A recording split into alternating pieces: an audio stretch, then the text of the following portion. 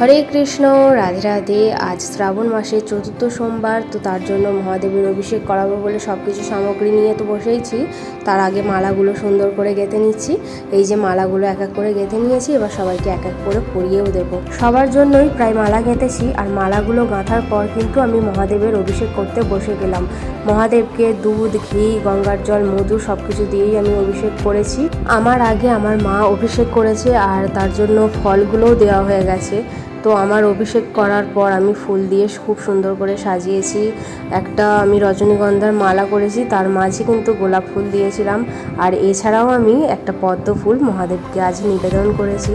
মনটা খুব ভালো লাগছিল। মহাদেবের যতক্ষণ সেবা অর্চনা, পূজা অর্চনা করেছি, মনটাতে খুব শান্তি লাগছিল।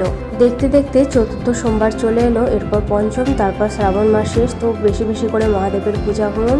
দেখা হচ্ছে পরবর্তী ভিডিওতে। রাধে রাধে, হরে কৃষ্ণ, হরি বল।